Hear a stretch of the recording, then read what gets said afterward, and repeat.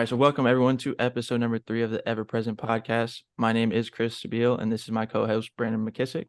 And today we do have on two of my good friends, up-and-coming artists, hopefully soon to be platinum recording artists.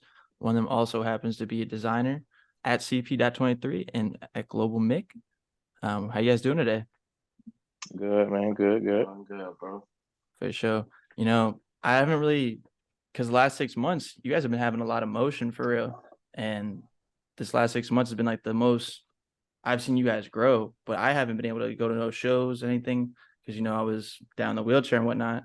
But it's been great to see you guys grow. And it's like, what's that been like? What have you guys had been going on the last few months? What new project have you guys had drop and all that? Really, everything happened. We already knew it was gonna happen, really, because everything been planned out months beforehand. So everything we doing is already like scheduled, kind of. So it's like we know it's gonna happen. So we just execute that plan, and then We like to do like rollout plans. yeah, So we'll plan out like depending on how many drops you want to do, stuff like that. We'll plan out each month, like certain stuff to get done each month, and then we just try our best to make everything fall in place, if that makes sense. Nah, most definitely. And you could really tell because, you guys always had shows pop up here and there, but like, it's like you guys have shit planned in advance. Finally, it seems like, and you guys have big promotion. You guys don't even have like, I don't know how to say it. You guys have been doing a lot better at promoting and like, yeah, everything seems more planned out. Like little clips here of this song, consistent with it too. consistent as hell. Like you dropped that one the other day, with that song you ain't dropped yet, and I had to hit you and have you send that full thing to me real quick because that's the most fire song I think I've ever heard from you because it's more that's my vibe. I love that type of music. So it's great to see what you guys got going on for sure. And It's just a matter of getting comfortable. And The that's more comfortable you get, the more you can do. and that's all of us. Like everybody in afterlife, like nobody wants to be put in a box, like as some kind of just like a rapper. Like I don't say I'm a rapper. Some of the homeboys don't say they rappers because we like to literally make anything like good music. Like we all got an ear for it. Just art. That's why we got everything. We got uh clothing people like myself. We got graphic designers. We got music artists. We just got art, like just art. We don't even really box it into one thing, like you said. Everything in house. Yeah, no, We don't go. that's the convenient part. no, that's definitely the bbest part about it because I'm with Caden all the time, and every time I'm with him, he's always playing me unreleased shit that nobody's dropped yet. From everybody in the Or group. showing like projects of like slick, like animations he's making, all Yeah, that stuff. yeah. Shout out Slick because he does a lot of work for us Yeah, too, it's just and happened. he's crazy with it, like Yeah, Slick's the absolutely goat, insane man. with it. Now he's the goat, Slick's just getting his foot in the door too. That's the crazy part. and he even be hopping the mic now too, don't he? Yeah, Yeah, he does whatever. He'll do Yeah, anything, bro. that's what I'm saying, bro. Anything. It's really, bro. All these is really talented for real. Like they need to be blowing my mind for real. nah. Everybody's so talented in the group, and it's always great when Caden's showing me everything and let me know what's going on. But there's a lot to get into, and we'll get into that a little later on because afterlife's a big movement, and I'm glad to be a part of it. And I'm ready to talk about it. So to get on to like the earlier thing is you and Caden actually grew up together. Before I actually met him. So tell me about that. Like when you guys first met and like what it was like for you two growing up in Deltona before obviously, Caden moved to he didn't move, he still lived there, but came to Daytona for high school. Bro, I was thinking about that last night, to be honest. We originally met, I think it was just on like mutual friend thing. Uh, I think it was because of Ryan. We both have a friend named Ryan. And I was real close with Ryan, and so was he. But we didn't go to the same, you know what I'm saying? We ended up at the same middle school, and we both knew Ryan mutually. So I think I just got introduced to him through Ryan, and we just like clicked. We was always cool. Um, like hella cool. We did a lot of stuff like growing up in the childhood, because we didn't live that far from each other either. So it was real easy to link. Um, my mom, she always used to let me do like these end of the summer sleepovers. Mhm. Like we have like she'll like have me That have was lit though. like 10 friends come over to the crib. That is lit, though. It'd be like 10 of us, and we just like she always let me do that for the end of the summer before school started, and everybody had to go back to school because not all of us went to the same school.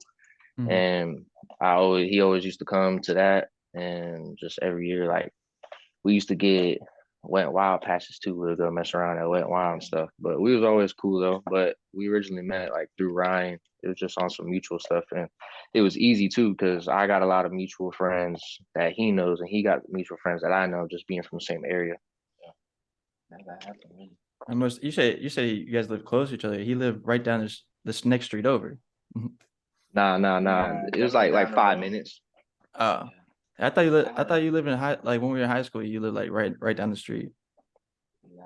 From my old house. Yeah. I mean, I could ride my bike over there type shit. Yeah, it's Nah, not that far. It's Yeah. I used to ride bike over there all the time. I had a girl in the that's probably what you're thinking about. Yeah. probably. You never know. But it's funny how like you say like you two met through like mutual friends because I mean now I'm thinking about it, like that's how even you can like that's how we met BMAC through a mutual friend and it's amazing like the friendships and the relationships you can form through mutual friends like if you're open to it and shit Real and like recognize real, what they could grow into like yeah. you guys Y'all got a whole podcast together now. that's what I'm saying like you don't like we would never thought that a year ago Yeah, at all. for real. We wasn't thinking for real in Miami. So I mean, Nah, we just enjoying our time. We didn't think about none of this. We didn't know where we would be. I mean, we might have had an idea, but we didn't know where we were gonna be a year ago. Not like, at all.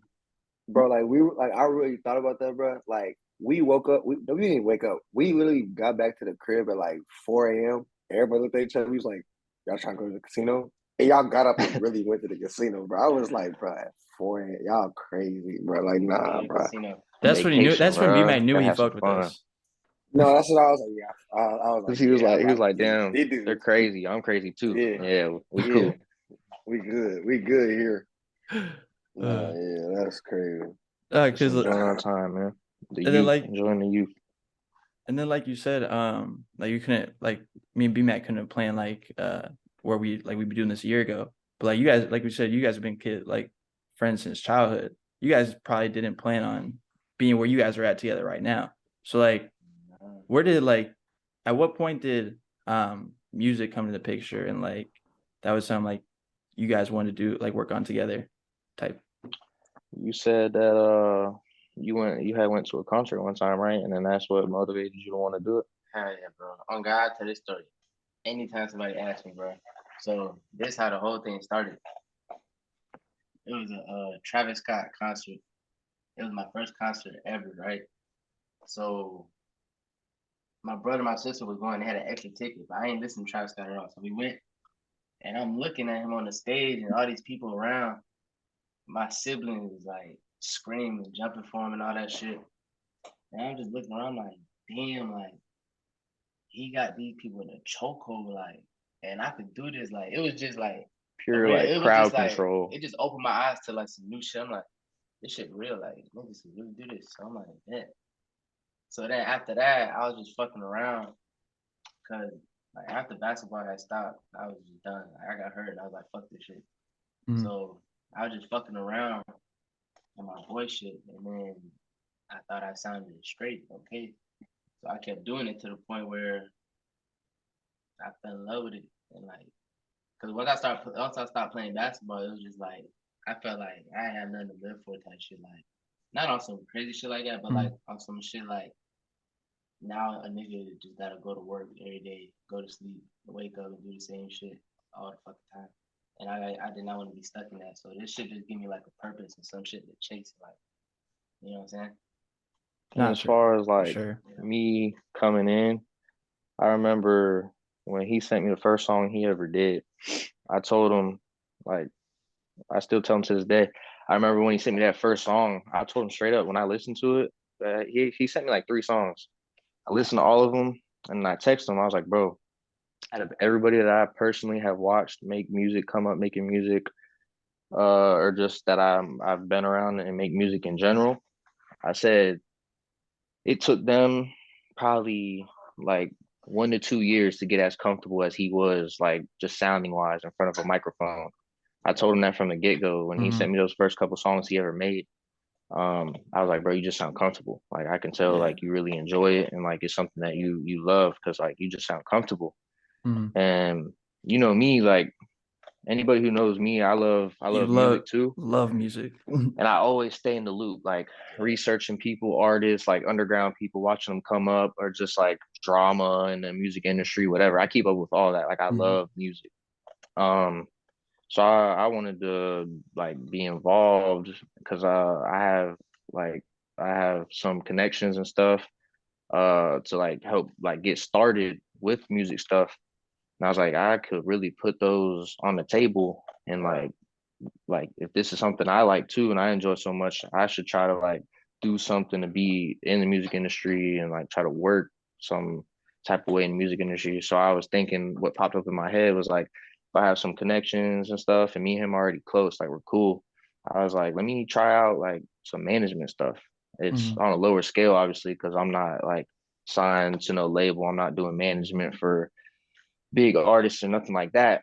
But everybody got to start somewhere, and I just thought it would be like a cool thing to do, and Snapping. so I did that, and I've been using my connections and stuff. He builds connections. It's just networking. Like everybody we know, we just try to network, and the more people you meet, you're gonna meet more people. Because especially if it's genuine love with whoever you meet, because they're gonna put you on to somebody else. If that makes sense. And But it's just like everything happened for a reason type shit. Like all of us locked in together because all of us was on the same page and all of us wanted to do the same shit and know that we wanted to do it seriously. on the same type of Mhm. timing So too. it just made everything easier like that. That's why I click up and do this shit for real.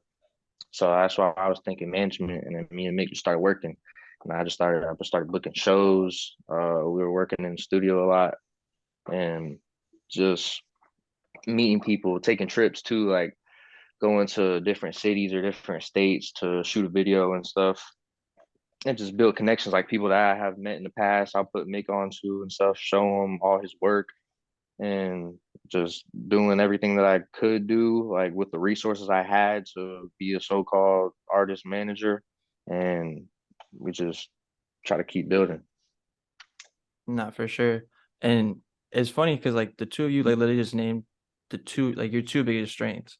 Like for you, Kaden, like when it comes to making connections, talking to people, on point. Like Kaden will talk to anybody, and like I was trying to be like, oh yeah, like you know who I was talking to the other day, or who I was just talking to in the DMs. Like we're about to do some work. I'm like that's crazy. And then Mick, how you were saying, like when you were at the Travis Scott concert, like you loved how you had the crowd control and you're like, yo, I could do this. I remember when you had that one concert in Sanford when Babytron was performing Orlando, and Orlando. in Orlando, yeah.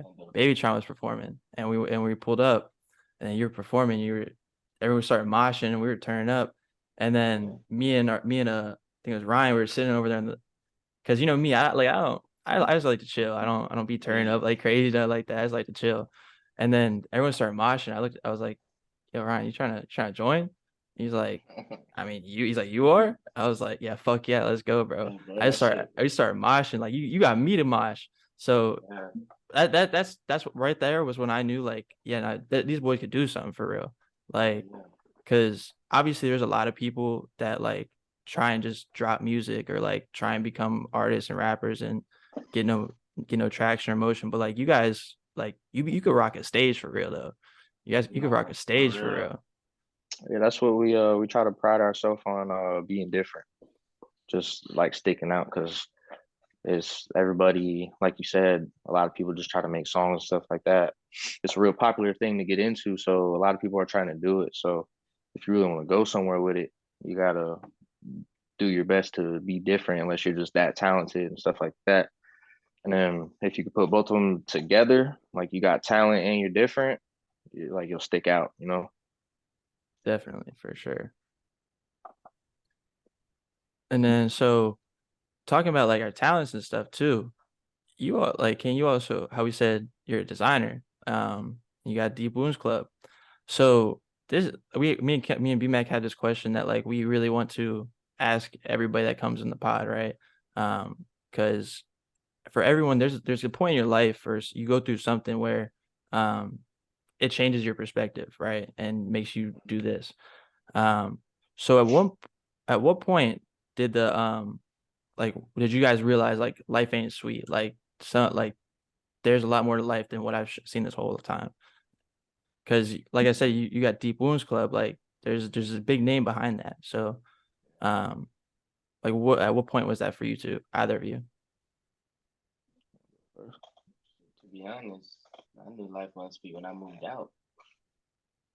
When I got out the house, I knew life wasn't sweet. And then when I got out the house, I obviously took music more seriously too. So it was like, shit ain't sweet. Like if you want to go do, at this point we at the point of age where it's like if you want to go do something, just go do it. Don't be scared to do it. Don't self-doubt yourself. Don't no negative thought. Just go do that shit. Like, and that's how the shit was sweet. When I moved out, I started doing my shit. Bro. I'd probably say when I figured out life wasn't sweet was, growing up. Like some people go through a lot of stuff, some people don't go through a lot of stuff. I was pretty blessed. I didn't really go through too much crazy stuff growing up as a child, but probably halfway through my childhood, things happened. My dad got in trouble. My dad's not around no more.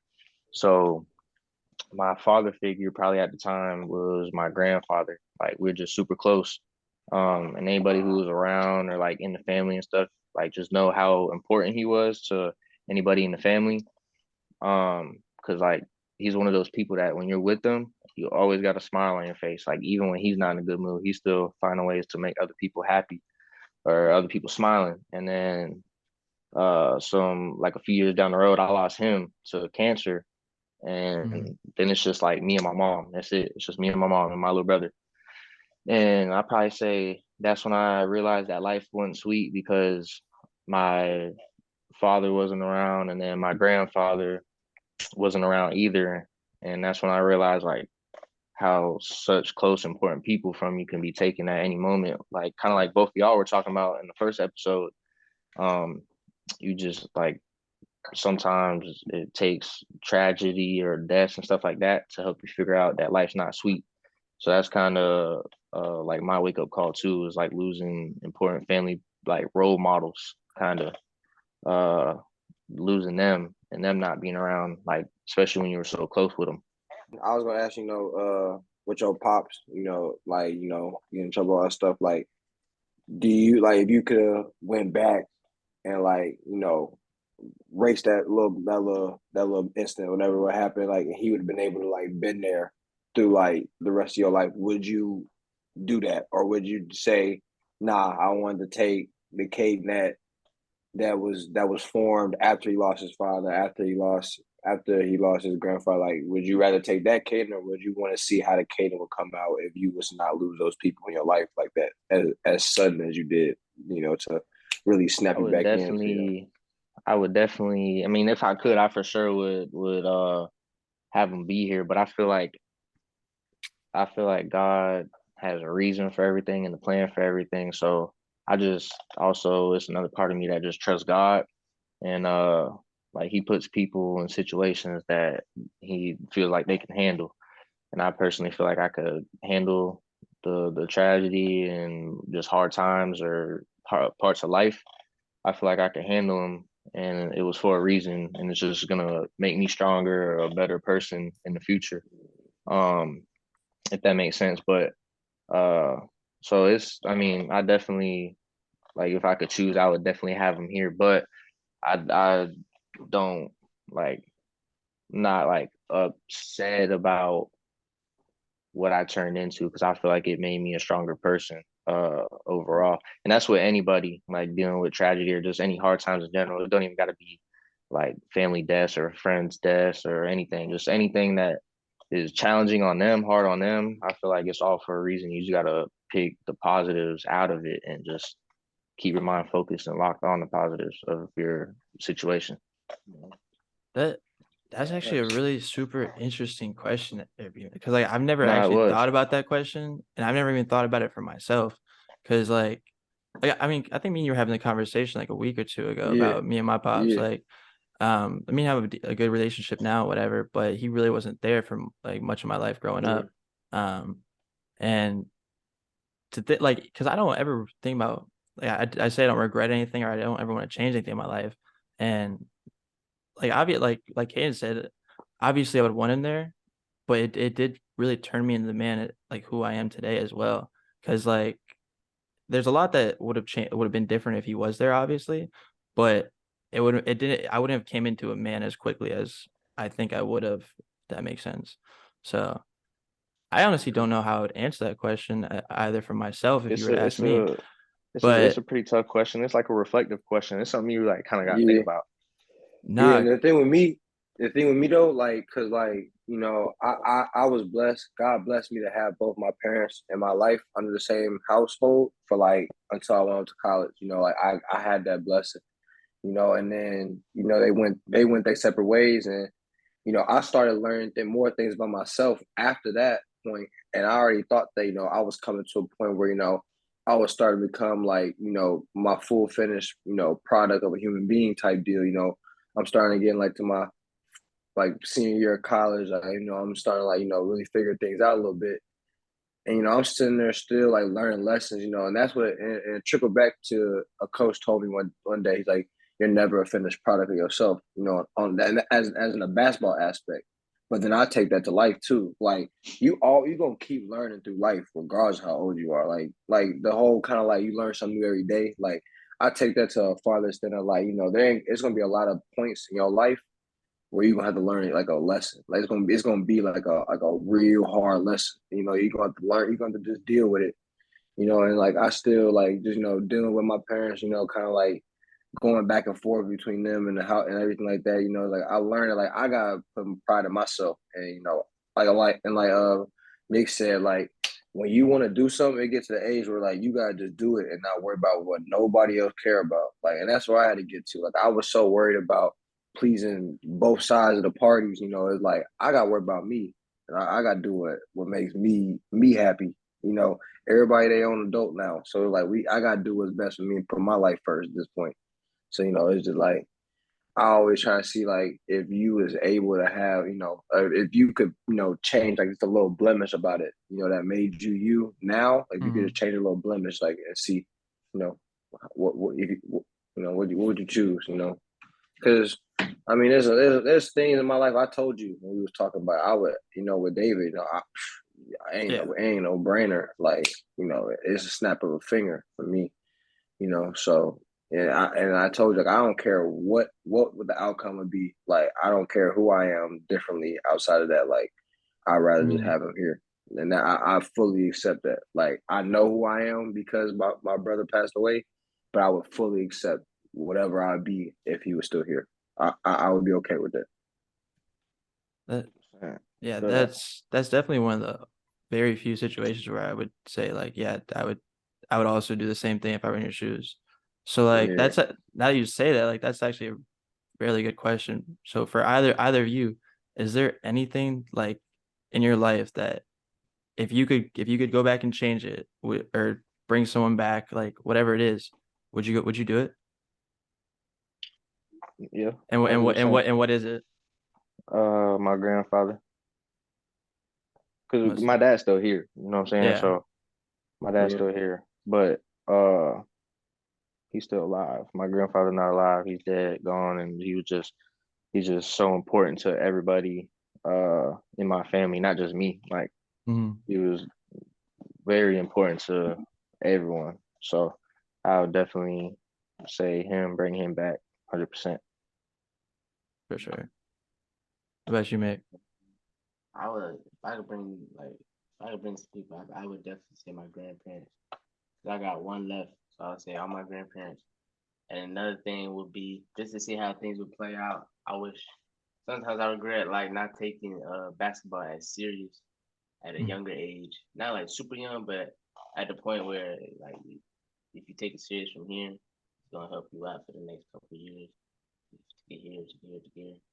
But I was like bullshitting and shit. So that's some things I regret sometimes. But I'd be missing the hoop. Matter Yeah, of fact, I'm finna play this. The city got Volusia County got a semi pro team now. that's tough. Wait, they do? I'm finna It's go. in Yeah, they Deltona? do. That's tough. We practicing Orlando and D-Land, What's the name of the team? but I Volusia County Rattlers or some shit. I don't know. We're finna leave the That's studio on and my go drop a phone. 30 burger. How many people you know that go do that, man? Oh God, no, bro. That's fine. I'm finna Hey, you play got to for the get on that. culture. What's that rapper league? That YouTube league, whatever it is. We were just talking about that last Yeah. week, bro. We found somebody that does one for like underground artists. Yeah, hell yeah. Yo, that's fire. Yeah, bro. That's fire. He said stay in contact. That should be fun. That should be hella fun. That would be Everybody in the group, we crazy. I be go. hooping for real, bro. Like anytime I see these videos with these rappers hooping and shit like that, I'm like, bro. If I I could was go there, cook Nah, 'em. bro. bro, I hate like, when I see videos of like on YouTube of people hooping at the and like they got hundreds of thousands, millions of views. I'm like, bro.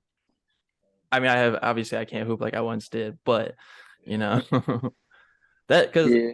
like how you said too, Mick, like basketball is probably like the only thing like you really have a regret for because like that for me that's the same thing as well. Like I could have gone to a school and played, but I didn't want to pay the money to go do it. But like I always wish I just took that one extra shot or like because I didn't actually start playing basketball for real till my sophomore year of high school. So like I wish I would have like focused on that instead of baseball. Cause like I love basketball, bro, and I be missing the hoop all the time. yeah, I be hooping throughout the week sometimes. Got to. Got to. It's hard. It's hard once you start playing pickup a lot again. You don't even want to. You got it. You got to go to pickup sessions every week. It's addictive, man. For real. Literally addictive. So for either of you, like, how did your guys' family respond when you told them that you wanted to get into music and like you guys want to take that seriously and chase that as a career? Because obviously not too many people's families are too fond of that half the time. I first let. I don't think I let them know at the same time, but around the same time, I both let them know that I was getting into management, and I had told them that Mickey, because they know Mickey, because like I said, we're real cool as like children, childhood friends. So I let them know that he was an artist and he was good. I thought he had potential, and like that's what we were gonna do. And my family's always personally been like a supportive family. Like any decision that any of us make, we know that everybody has our back within the family. Because my family's somewhat like small, Yeah. so we stick together. And usually, any decision any of us make, they just try their best to be a family with love and support. And they they thought it was cool. They thought it was a real cool idea, and they knew how close we were, and they could see that I had trust in like his potential. So they were like, yeah, go do it. And then anytime like we go out of town to go do shows or anything like that, it's just same thing. Like they're like, yeah, that sounds fun. Whatever, go do it. Just be safe. Love you. That's it. Sure. About you, mate. What was the question again? It said, like, how did your family respond when you told them that you wanted to like chase music as a career? Yeah. So I'm the black sheep of the family. So, and my dad, old school, black, the old school. So everything I was doing was kind of for me, but at the same time, it was like for him. So in school, like all through high school, I ain't go to no parties and then I was like real doing student athlete, like doing this, doing that, going to college. But then I had dropped out of college. Dropped out, he ain't like that. They did not like that. Boom, get a job, man. Okay, get a job. And then I'm not doing nothing but working. Shit boring. So then I do the music shit. And then I tell them I'm doing the music shit. And they was not liking it at first. Yeah, they wasn't with it. They was like like anytime we used to have a conversation about plan B or this and that, it'd get heated because I'm like, no, I'm declining all that. I'm like, no, I know what I'm doing. You know what I want, I'm gonna chase it no matter what. Like I really don't give a fuck. I really don't be like listening to like nobody. Like, cause it's like it's your life. So they was not fucking with it at first, but then as they seen that it was a real thing, like my parents followed me, so as they saw it like a real thing, I'm actually starting to gain fans. The shows is getting turned. We got videos of this. It's showing, like all the work is showing. So then they started to hop on the train. I knew they were gonna hop on the train, but You so you can't not hop on a train. it went from them to not fucking with it to now my dad be joking around like, when you gonna give me, when you gonna give me that mansion? When you gonna give me that car? Shit like that, like playing around, shit like that. But I take it for real, manifesting for real. I'm like, yeah, I got you, for real. That's what I'm working for. Exactly, that's what this is for. Like, yeah, everybody, for real. That's tough. It, Yeah, that's two completely different answers because I know Kaden's family and it's like they yeah, don't, if he says he's gonna do it and that's what he wants to do, like yeah, go ahead. Like you yeah, said, yeah, just be safe. That's his grandma, his mom's. That's just yeah. okay. Be safe. And then like you said, there was a little pushback. So like Nah, my parents old school, like old they school was as hell. not like that. So That's like at first it was like a reach to them. I don't know, maybe, but I felt like to them it was like a reach. Like I'm reaching, like you can, but and I'm like, no, there's no buts. Like it's a blueprint. Like I got to work ethic. Like B-Mac saying, like, you got to put yourself first. That's what Yeah. makes you happy. That's what you love. You got to do. You got to Nah, pursue for it. real. You know. I don't nobody tell you nothing.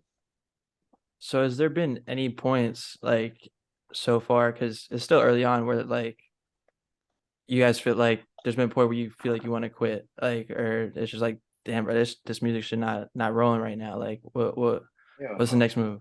Like, has there been a point for that yet? Hell no. He's foot on the pedal, bro. 24/7. Hell no. He's, to be honest, since the first day he decided that he was 100% gonna put his heart and effort into it. I don't think he's doubted it once, bro. I don't think he's doubted anything once. At all. I'm gonna go to the studio after this podcast. Oh God. He always working, man. Always working. It's just, bro. The more you, cause it's an art, bro. The more you just start grabbing ideas, and the more you just put it into action, the better you're gonna get. The easier you're gonna get. Like, and that's what everything. You keep doing it, bro. That shit easy as fuck. Like, Because I mean, like, if you love to do it, like what you're doing is also, like you said, fun. Like you get to go to the studio with your boys, hanging out, just rapping, kicking it, yeah. and Just so building your own brand. All I'm doing is building my name. Cause then money come behind my name. You want me on this? You want me to do this, do that? Like now you gotta pay. You gotta pay for me to come here, pay for me to get on this. Like I done built myself up to this point where Your brand, you're branding yourself. yeah. it's, Everybody has their own worth, and as long as you know your worth. and it's only been like what, maybe a year, a little over a year that you've really been taking this shit that Some serious. change. Yeah, it's been a little over a year and a half. Damn near Yeah. two. My like I said, I lost about 6 months of time, so like I began my schedule was fucked up. But nah, but like you guys have been really, like I said in the beginning, it was you, especially like the last 6, you guys have been really pushing it. It's great to see.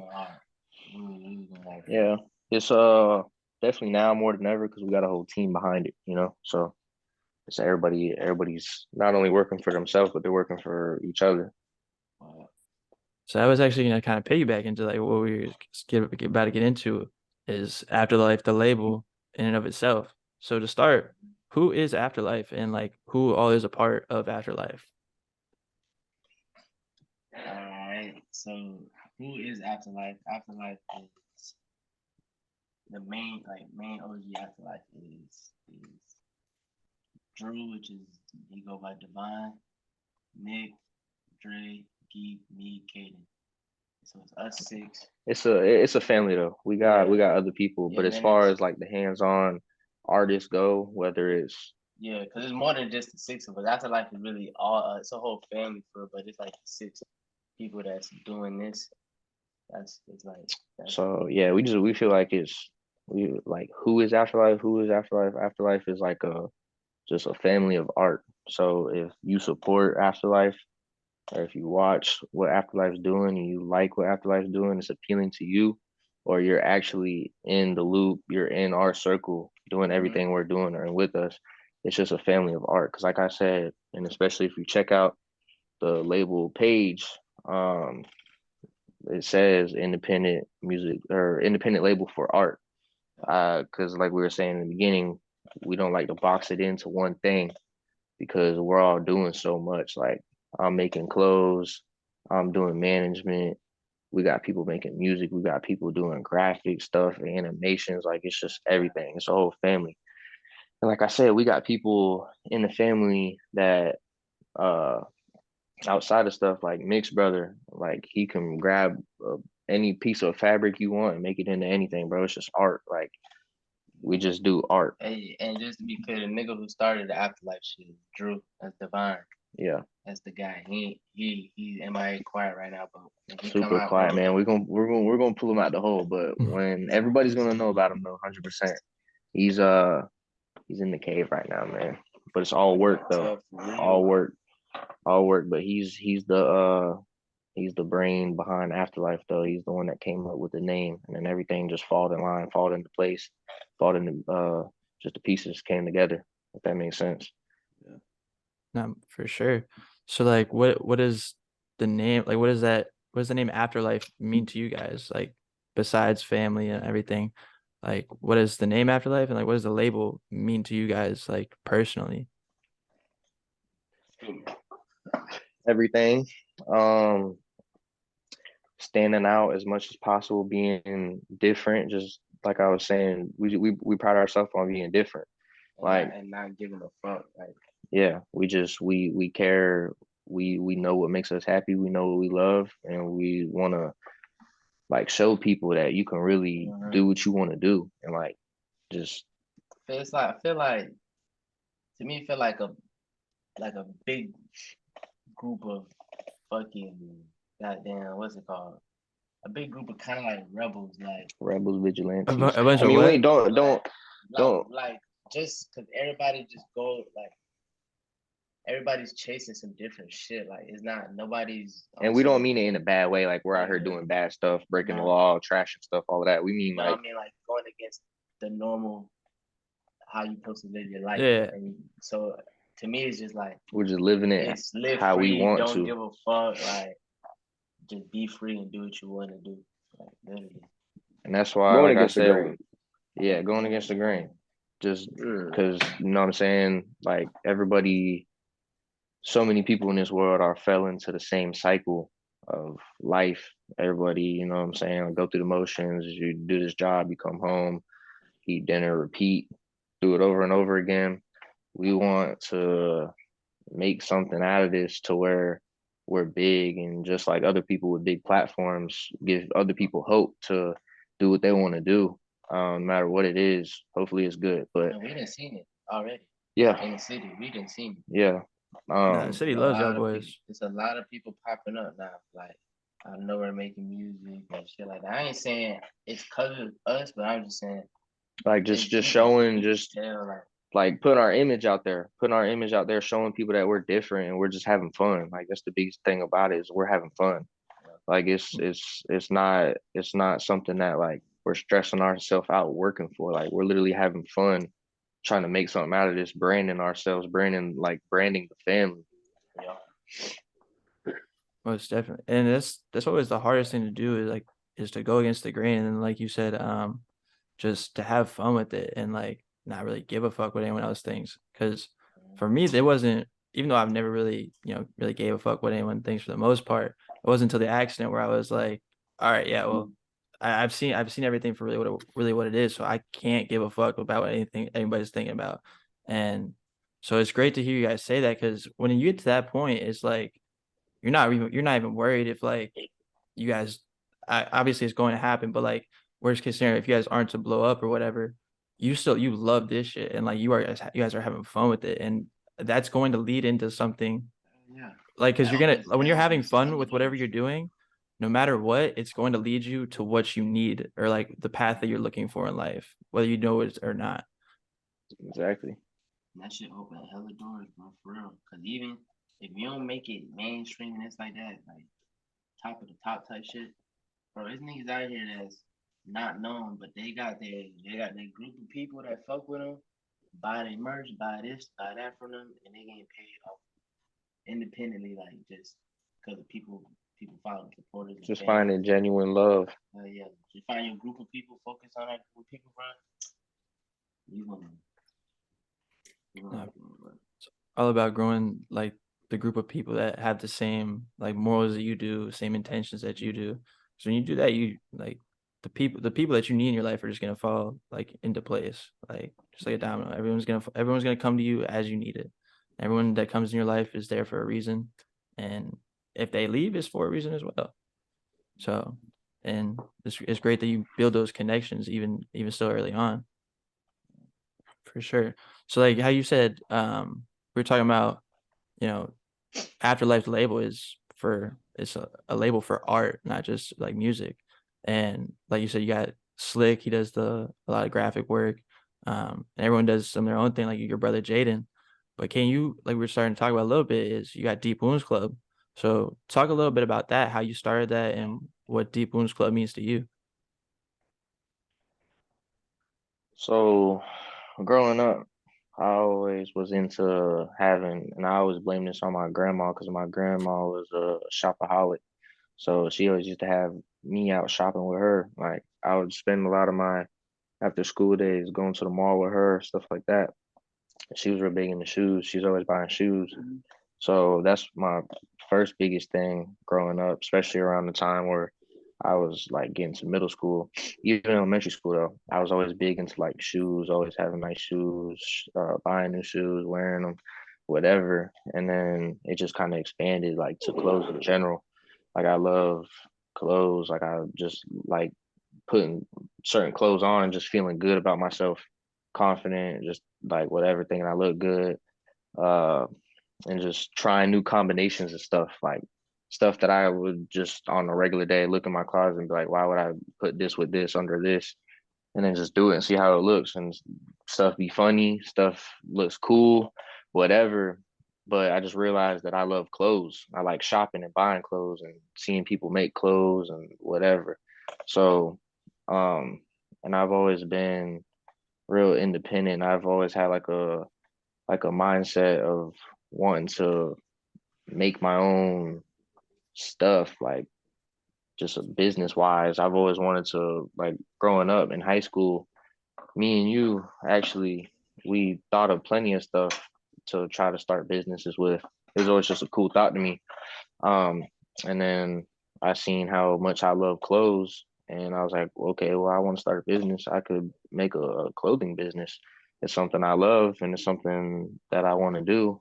And put them both together, and I'm making clothes. And as far as the name goes, I played around with a few different brandings, a few different names and stuff, but I ended up sticking with this one, Deep Wounds Club, because I feel like kind of like how we were talking about earlier, how y'all were talking about in the first episode. Everybody goes through stuff and everybody has challenges. Some challenges are harder for certain people than others, depending on what you got to go through. Everybody has their own like mental threshold of what you can handle. Um, but at the end of the day, everybody has some type of challenges they face or hard times. So that's where the deep wounds come from. Deep wounds comes from like just whatever pain you've been through, challenges, the stuff that's hurt you. And the club part is like making it sound like a family because we're all in this world together. You know what I'm saying? This is everybody's world. We're all in it together. So I feel like everybody has been through stuff and we're all one big family, even though some people do treat it that way, some people don't. But we're one big family at the end of the day. We all live on the same earth. So uh like I said, putting clothes on made me feel good. So I wanted to like turn it into a brand, and I wanted to make clothes for people that when they put it on, they feel good too. Like it makes them happy. They feel like they look good, put confidence in some people because a lot of people when you put on a nice outfit, you get a instant confidence boost. So I wanted to do that. You know what I'm saying? I wanted to create a platform and stuff and make clothes that people could hopefully put on and feel good about themselves, think they look good, think it's cool. So when they step out the crib, you know, they feel like they got some swag on their body. whatever. But that's what it means to me though.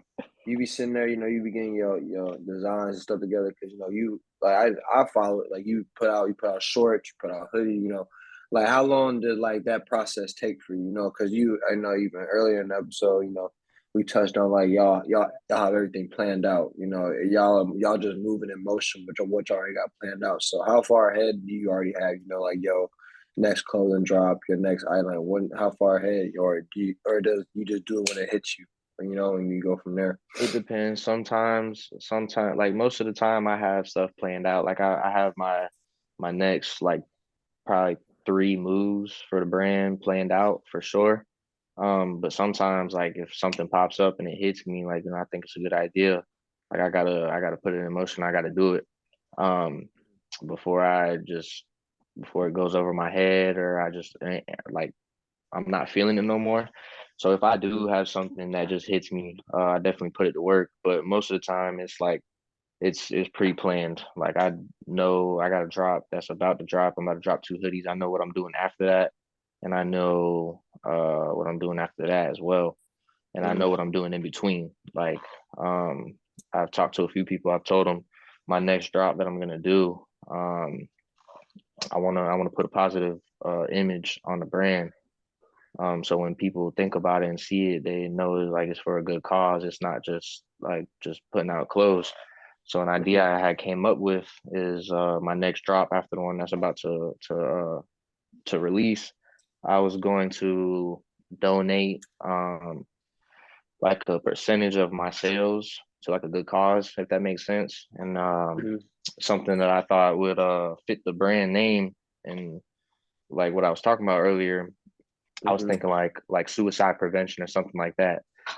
I could donate like a percentage of my sales to a suicide prevention cause, to help put a positive image on the brand and just make it worth something in a sense. Like just use what I got going on and like pay it forward kind of. The label and everything. Like, is your Divas Club collaborative too, or do you feel like most of that is kind of just like your field, like you got guys in the label that do things. Y'all got a wide range of people. Like, is it just you that is putting all that time, or do you look at Mick, or do you go somebody else and be like, yo, look at this real quick, and tell me what like you go 100%. through Nah, that? because like I said, Yeah. we're all a family. We're all a family, so everybody has a part in it. Like before I do stuff, I get their opinions a lot first. Like I always ask them what they think of certain stuff. Because I know at the end of the day, like I could trust them, and we all kind of have the same vision. Like we're all interested in the same stuff. So like anything that I probably don't like they might feel me on that. Anything I do really like, they'll probably feel me on that. So I always get their opinions and stuff first. And me and Slick, our graphic designer, just slash artist in general, that's in the group that we've been talking about. Me and him work together a lot. Like he helps me out a lot, and I always tell him how appreciative I am for him. Because lately, like we've been working hella on the brand, so a lot of the stuff like that y'all see with the brand, like all my clothes are just in the background helping put the image out. It's like me and him working together. Because he brings everything to life. So I could hit Slick up right now with an idea, like run a whole idea by him, and he can make that come to life like visually. And like that. So we all it's a big family. We all work together. So like I'm running the business by myself, but this isn't just me by myself doing this. Like I got support and help and visionaries with my whole group, my whole family. Like they all play a part in this for sure. So, question for both y'all. I would like to ask. So looking forward with everything I got going, everything I got planned, what would it take for y'all to sit back and look at it like we did it, like we made it, because like with me being a hooper, like me like signing my pro contract, like I was like I did it, like I made it to a point where like this is what I dream, this is what I work for, like I can kind of like, take a moment to really like, damn, I could pat myself on the back, like I really did that, Like what would that benchmark and what y'all got going, I'll touch base first because my answer for that is pretty simple. I'll probably say it's the money because, like I said, at the end of the day, we pride ourselves on being different and not caring too hard about what people think about us.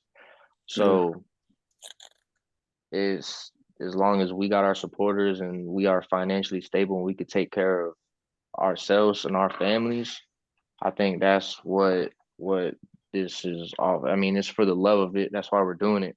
But we want to be able to take care of our family. So us making something out of this and seeing one day like whether it's a check we get in the mail or just progressively making money out of doing what we love, like we're seriously having fun and we're getting paid for having fun and we're taking care of our families for having fun and taking care of ourselves.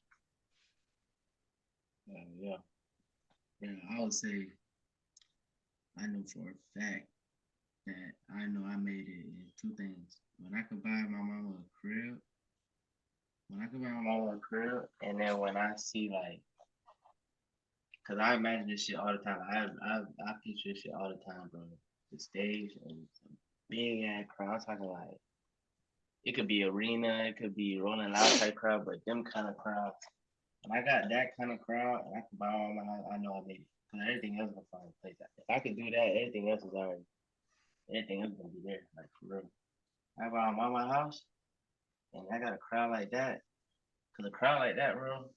Yeah, that shit, bro. That should give you a natural high, bro. Like it's when you build like a cult type family. Everybody like fans that have never even met you before, they'll die for you. That I love them. I was gonna ask you that, man. Like, what does it actually feel like to be performing like on stage, like for real? What it feel like, bro? That shit feel like if you at the crib with your boys, y'all got the music, y'all got YouTube on or some shit, and y'all all hype jumping around. That's what it feel like. But like, the 100 times crazy because the lights, the show, everything.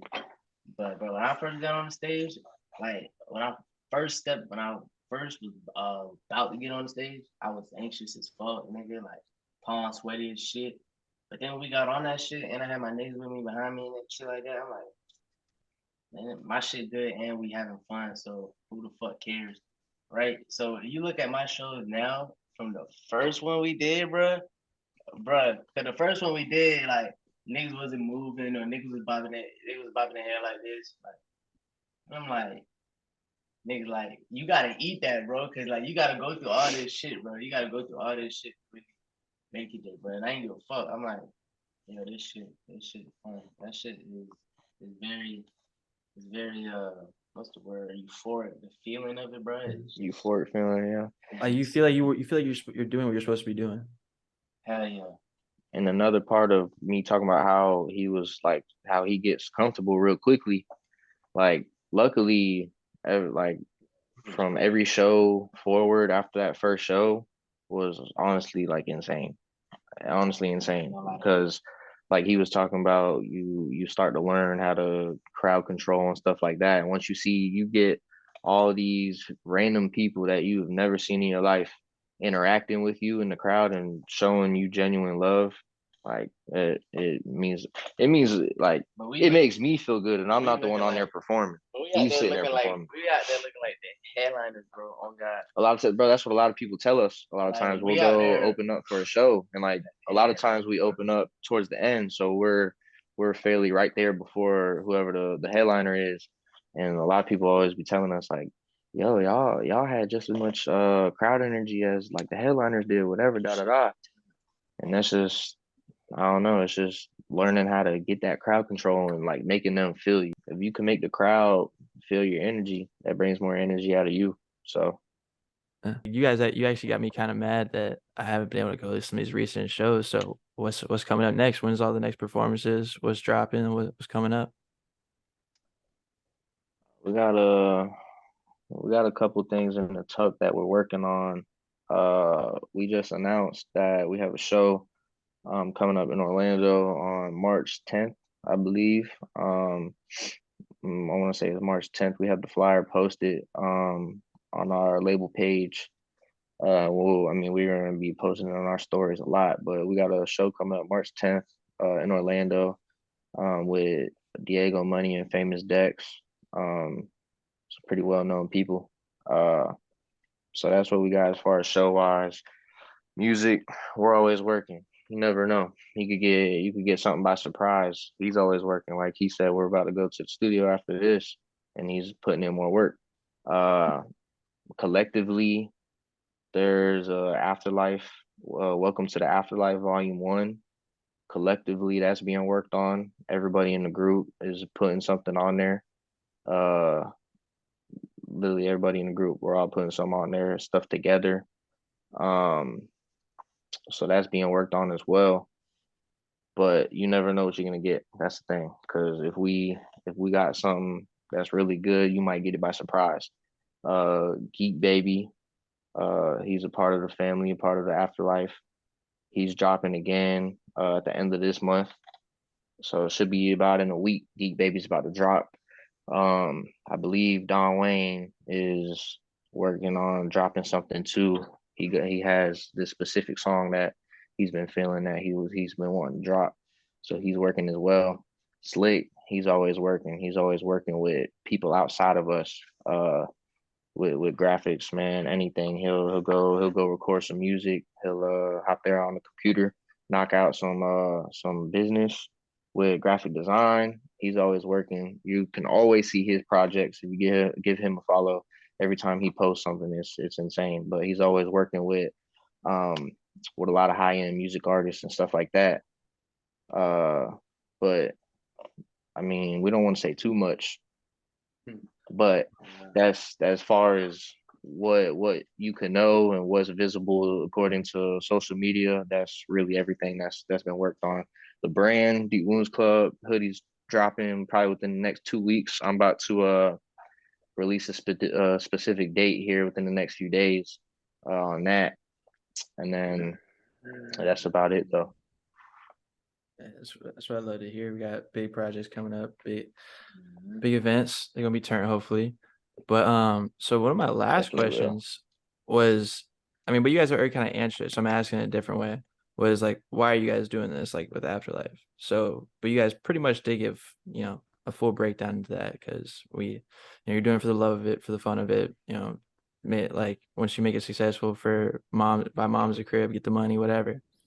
So outside of the label, just in life in general, what is each of your whys to life? Like, what's your purpose? Like, why are you here? I get deep into that. Yeah, I ain't even gonna get into deep into that, but I be talking about you know about that. I just be talking about some deep shit. yeah, I know.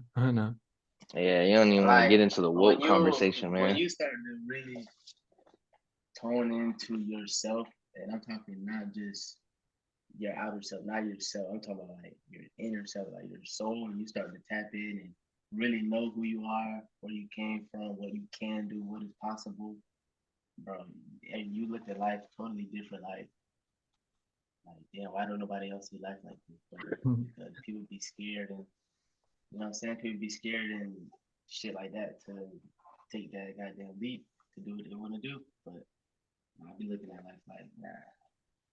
Looking at life like anything possible, bro. Like it ain't easy, but it's easy. You gotta just go. You just the hard part is just doing it. But like the blueprint there, but that shit easy. I ain't gonna lie. I'll probably say I just want to leave a mark on like several generations. Like I want to be able to have enough power to with my platform to be able to leave a mark on people, and not just my family, like not just being able to take care of my family. I want this to be like generations worth of stuff. Like I want, as far as the label goes, with our art, I want us to be able to change the world with how people see things, and give them motivation to do more or whatever the case may be. Just chase what they love. And I want to be able, as far as clothing goes, I want to be able to leave a mark on everybody under me. Like if I can, I mean, I don't know when it's going to happen. It's very hard to come up with something that you've never seen before, but I want to be able to come up one day with just something so different that nobody's ever seen before and literally make it a new wave of like just for the next several generations of kids growing up, stuff that they wear or grown ups, whoever it may be. I just want to like positive change, like just leave a mark. Like whatever I did on this earth, I want it to live on type thing. Like so whether it's my platform, my brand, pushing my family with their music, whatever it is, I just want to have a real positive impact. That's definitely like exactly why me and B-Mac are doing this as well, is a positive impact. And because what you could learn from people's stories and what they've been through is how you get through a lot of this stuff. You know what I'm saying? Like I couldn't have gotten through a lot of what I got through. Like me and B-Mac were talking about because I really want to interview Keontae. I remember like early on after my accident was was early on, I reminded myself like I remember Key's situation. I was like, damn, if he and he's I knew he was hooping, he was about to be back hooping. I was like, damn, if he could go through that and like get back to where he's at, I could do that too. Like, so what you can learn from people, like from other people's stories, even though it might not be in the same exact aspect, someone's going to experience something in a different light. And so making it positive, putting something positive out in the world is definitely the best thing that you can do. And that's why I want to do this. And then I love Mickey what you were saying too, because it made me think of this quote I tweeted the other day, and I was talking to BMAC about doing like some like video or something, and I was like, nah, I really want to bring it up on the pod with App if we get him on. But from what you were saying about how you know some people just don't see light, like have the same perspective on life and stuff like that, right? And it's like, wow, what do you got to do to get there? So I tweeted this from one of these books I read. It was man suffers only because he takes seriously what the gods made for fun. Like, because you're talking about like we talk about a lot of anxiety and stuff like this, but a lot of people end up suffering because they look at jobs, what you gotta spend money on this, spend money on that. They don't realize like everything that was put here was made for you to enjoy it. Like if you go back to like the earliest of times, like they didn't have to spend money. They didn't have all the like we're so industrialized. We have so many businesses. Like you can't go a day without spending $1. Can't go a day without spending how much money you spend a day, right? Like like sometimes like 50, 100. You can't go through like not do that. And some people they they think about that, or they think about their job or what's in front of them, and they forget that we're just put here to have fun and you got to live make the life. most of it. You got to make the most of it because you don't know when something or everything will be taken from you. So you got to make the most of what you're doing. So you gotta put yourself first, like we were talking about before. You just gotta love what you do and not care what people think, because I mean, at the end of the day, it's only you. Like they're not in the end, they're not gonna be there for you or with you. So you just gotta put yourself first and make the most of literally everything you do in life. Wake up every day with a purpose. For sure. That's gotta have a purpose in your life. Well, shit, that's pretty much really all I had. You got anything, B-Mac? I'm pretty good over here. I mean, we hit everything we could really hit. It came back full circle. It came back full circle, and that's the biggest It really thing. did. Yeah, it came back full circle. Everything. That's what I'm saying. That's why like there wasn't much else to like piggyback up. I mean, we could sit here and talk for hours. We could, we know we can do that. Conversation, but like, yeah, bro. Everything just literally came back full circle from the beginning to the end of the episode. So we'll have a reflective podcast like a year from now or something down the line where what we regular guests. Oh yeah, that too. You know what I'm saying? We can always hop on it, but I'm saying we can have a specific like reflective podcast one day. Like, damn, we just had our first Rolling Loud. Yeah, we could reflect on when we had this podcast. Nah, for sure. Hopefully a year from now, bro. We need to have one. We need to have one of them podcasts where we get into like deep convo. No, bro, I want to see it, bro. I would love I know to your do head it. at. I was so down. Yeah, I mean, bro. Hey, bro. Gotta be All careful this, what you yeah, say in that bitch though. I'm not gonna lie, nah, you get yeah, into for dangerous sure, waters. yeah, But I for know I'm sure, not, because me and bro, nah, for sure. I'm trying to remember, it was before my accident where we was at. We was I want to say it was like at Celine or something. And me just started like sitting there, like everything's going on. We're just talking about like literally life for like an hour. Like because we just talked about, I'm not gonna say on podcast what we just talked about, but we just sat there for like an hour just talking about life in the fucking club. So hey, we could go for like Oh God, bro. Yeah, that would be a never ending one right there. For real. do it one of these days. We'll do like an 18 plus live stream and like put like an 18 Yeah, plus no, on it. everybody I'm chime sure- in. Everybody You chime need to make in. a Patreon, bro. Nah, bro. I Yeah. literally just thought about, a Patreon for sure. Like once we start growing, but like Patreon, you could. nah, Patreon, yeah, that would be fun. Or we'll just make it OnlyFans. EverPresent Podcast OnlyFans. You know what I'm saying? Subscribe to that motherfucker. Put on See what juicy. OnlyFans, bro. Make people get Subscribe to OnlyFans. that motherfucker, man. See, Subscribe to that motherfucker, man. Man, better make a Twitch stream. I ain't thinking on no OnlyFans. What? I can't make a EverPresent Podcast OnlyFans. Bro. Bro, can be you mad. ain't gotta say nothing now. I promise. Leave your clothes on, bro. Bro, We're just gonna post please the tell me episode. I really hope all this is on recording because I need, bro. Oh, it's going in, bro. Bro. It's staying in. It's staying in. Oh my gosh, bro. No, Bro, on a now you OnlyFans. guys are just adding it like more into it. On an OnlyFans. Damn it. No, we're not adding anything. We're just stating that direct bro. facts that was listed. Just say your That's what it outro so was, you can bro. stop recording, and then that's less to cut out, man. Go ahead, say the outro. Yeah. All right, bro. Let's go and get this outro done. Well, cut. Damn, cut. Let's run it back. Damn, man. Well, that wraps up our third episode of the EverPresent Podcast. Thank you, CP and Mick, for joining. We really appreciate y'all stories, y'all mindsets, y'all thoughts. Best of wishes to everything going on with the AfterLife label, DWC, strong supporters. I'm B-Mac, my co-host Chris. This is the EverPresent Podcast. Sir, all love.